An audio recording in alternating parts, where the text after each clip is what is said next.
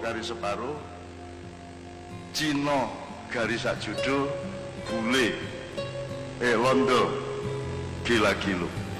Atau diwalik, wong Jawa garis separuh, bule garis sak judo, Cina gila-gilo. Dan selama ini kita menafsirkannya secara sangat konvensional. Wis ora apa-apa ming garis separuh kok garis akeh. Nek misale wong Jawa jumlahe 100 juta berarti 50 juta. Ngono ta mikire? Alah nek Cina ming garis sak judo ming wong loro ta berarti? Enggak. Enggak gitu. Ada tafsir yang berbeda. Nek sak judo itu berarti ono lanang ono wedok. Jumlahnya tidak harus 1 dan 1. Tidak harus 1 dan 1. Pak Muzamil, kalau Allah mengatakan azwajan itu apa? Inna khalaqnakum apa? Pak Muzamil, yang judo itu Pak, yang berpasangan ya. Subhanalladzi khalaqal azwaja kullaha. Subhanalladzi khalaqal azwaja kullaha. Maha suci Allah yang menciptakan apa saja itu berjodoh-jodoh. Nah, jodoh itu kan tidak harus 1 dan 1. Iya, bukan zaujain. Bukan zaujain. Kalau khalaqallahu zaujain sak jodoh, iya, itu berarti mek lanang siji wedok siji, wedhus siji sing ngangon siji. Yo rabi. Rabi wedhus salah jan bocah-bocah iki. Tapi bisa 1000 dan 1000. Bisa 1 juta laki-laki dan 1 juta perempuan, bisa toh? Bisa enggak terbatas. Kalau zaujain itu cuma 1 dan 1, lanang siji wedok. Nah, kalau azwaj itu lanang dan wedok relatif, bisa jumlahnya berapa saja. Jadi nek Cina garis sak judo, it means could be 1,000 million or more, gitu ya. Understand?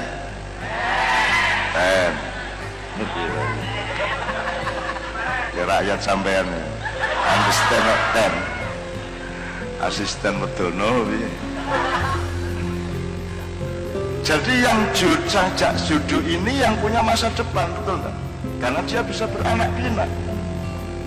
Tapi nek garis separuh berarti orang utuh. Wong Jawa garis separuh berarti nek separuh ora iso mana. Separuh itu bisa beberapa makna. Satu, awak dhuwur tok karo awak ngisor tok. Mana piye? Dhuwur tok karo ngisor tok. Piye to? Ora iso mana to, Mas? Utawa wedok tok utawa lanang tok. Lah ya ora iso mana. Mulane njur akhire gelem ora gelem kawin karo Cina, kawin karo Londo. Akhirnya musnah Jawa. Ini tafsir yang terbaru. Medeni kuwi. Iku nek perang saudara tenan, wong lanang udah mati, garis separuh artinya garis wong wedok tok. Akhirnya gelem ora gelem dirabi Cina, dirabi Londo. Gitu loh. Ini medeni nek terjadi tenan. Dan ini perang saudara kalau diterus-terusin. Kalau Jakarta ini tidak dewasa menghadapi 2 Desember, 30 November tadi. Untung dari Jogja, dari mana-mana kita masih terus mengontrol. Kita masih menjadi pemadam kebakaran. Saya masih cukup aktif untuk mijeti gulu nih. Sehingga terjadi perdamaian-perdamaian sesaat-sesaat seperti itu. Tapi gue naik kesel ya, ben welah kopong ya ben kopong. Kan gitu. Karena Kiai Kanjeng tahu persis selama kami melakukan perjalanan Jawa Timur, Jawa Tengah ini, saya mengolah itu dari jauh. Saya nggak akan ceritakan, tapi yang harus menjadi hikmah bersama pada kita adalah yang dicemaskan beliau tadi bukan hanya polusi alam, tapi polusi mental manusia, polusi intelektual manusia, polusi rohaniah manusia.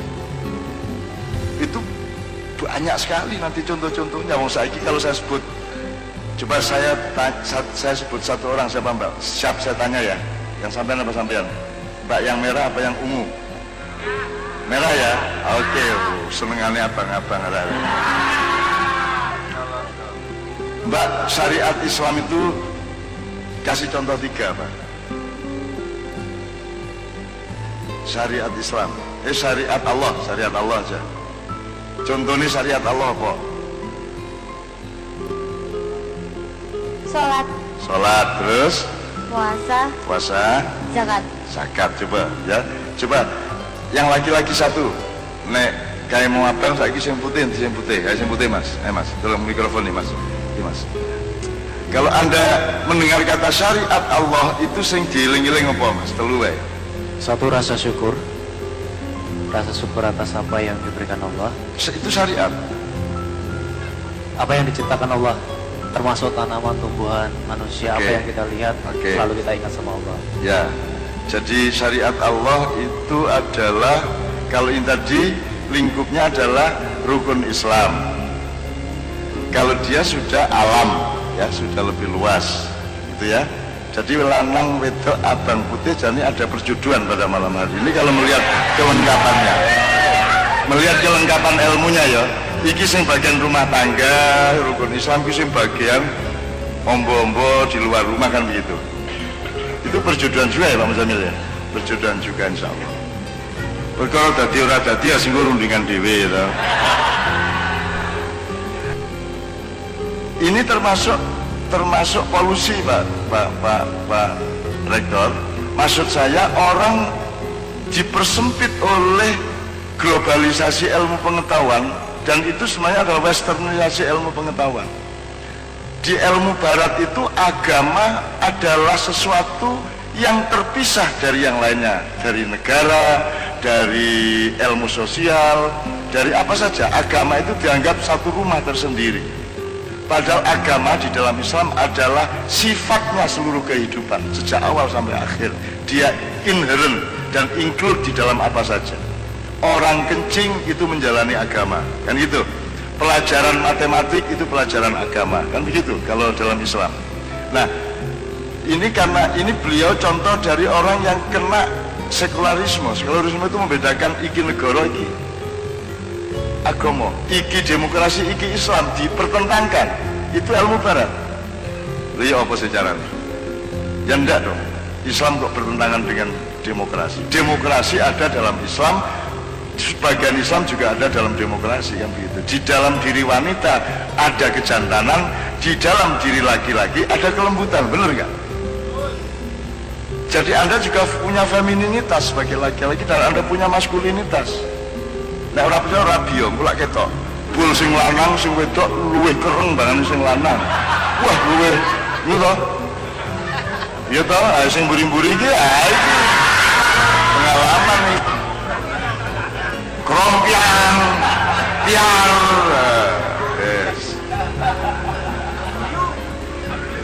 Iki ya teko iki. Nunggu kursi. Mesem ya mesem iki. Sing lanang ora tau banting-banting piring kok, malah sing wedok piar-piar piang brang-brang. Ternyata jadi azwaj itu bukan laki-laki dan perempuan. Fenomena yang lain adalah kelelakian dan keperempuanan. Setiap lelaki punya unsur keperempuanan, dan setiap perempuan punya unsur kelelakian. Ya begitu. Jadi min dzakari wa unsa, Pak Muzamil. Min dzakari wa unsa. Bukan min mudzakarin wa mu'annatsin. Apa bedanya Pak Muzamil?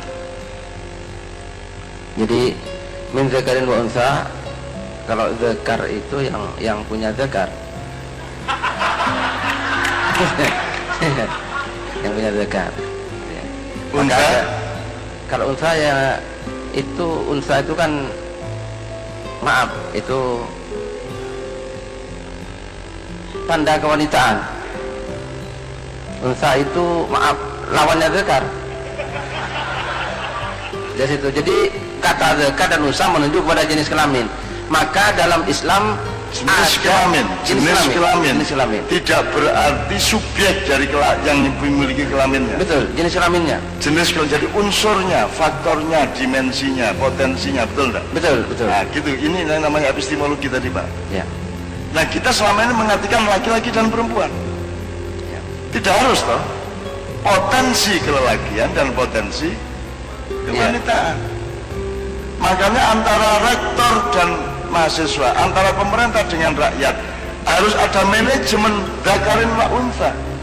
Harus ada manajemen pada saat apa seorang rektor harus lembut, pada saat mana yang lain rektor harus keras, kan begitu. Ketika Anda demo ke rektor, itu Anda dzakar. Ketika Anda approach dengan kelembutan kepada rektor, waktu itu Anda unsa, kan begitu? Betul. Ya gitu. Ya. Nah, manajemen ini tidak dikenal dalam ilmu pengetahuan modern, dan kita ini ikut ilmu barat masalahnya. Itu teman sekalian. Jadi kita sekarang sudah mengerti beberapa hal, kita kembali kepada al-alamin tadi Pak Muzamil. Iya. Jadi ini alam ini saya kira istilah alam itu sendiri ini sudah mengandung ketersambungan antara apa yang ada dengan agama, gitu ya. Dengan agama. Alam itu satu kata dengan alamat. Satu kata dengan alamat. Jadi alamat itu apa? Tetengar alamat. Jadi alam itu apa yang ada ini semua bisa dialamkan, tapi bisa tidak dialamkan. Jadi dalam kata alam itu mengandung unsur religiusitas sebetulnya. Itu beda dengan barat. Kalau barat kan apa alam ini? Nature. Karena Arab tidak percaya adanya Tuhan sana. Nature itu sesuatu yang ada dengan sendirinya. Sedangkan kita menganggap semua ini adalah alam. Apa alam?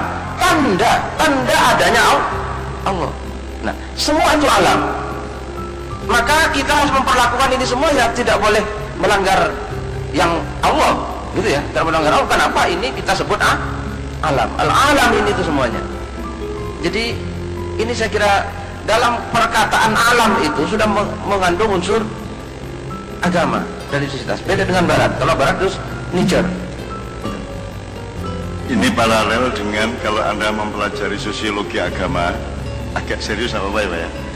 Jadi Islam disebut Islam oleh orientalis dan para ilmuwan barat itu belum 50 tahun. Dulu yang disebut Islam itu tidak ada, yang ada adalah Muhammadanism. Karena di mata orang barat, agama itu bikinan manusia. Mereka tidak kenal wahyu, mereka tidak kenal firman. Jadi dipikir orang Islam ini pengikut Muhammad dalam arti pengikut ajaran Muhammad. Padahal Islam bukan ajaran Muhammad. Islam adalah ajaran Allah yang disampaikan oleh Muhammad.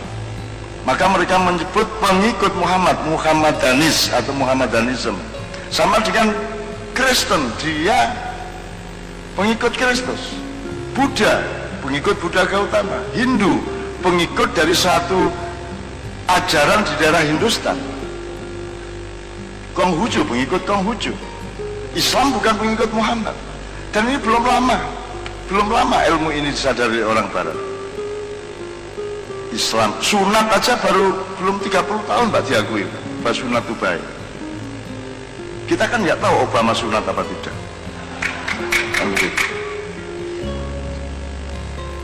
Nah ini contoh aja bahwa kita ini sedang mengadopsi metodologi ilmu pengetahuan, bahkan akidah ilmu pengetahuan yang dari dunia global tadi, dan itu jangan sampai kita telan mentah-mentah di IAIN, karena IAIN punya narasumber yang luar biasa, punya main resources yang namanya Al-Quran. Beda cara pandangnya. Jadi kalau nature itu kita menyebut al-alamin, karena di kata al-alam itu ada dua pihak, yaitu Allah yang menciptakan dan manusia yang menghuni.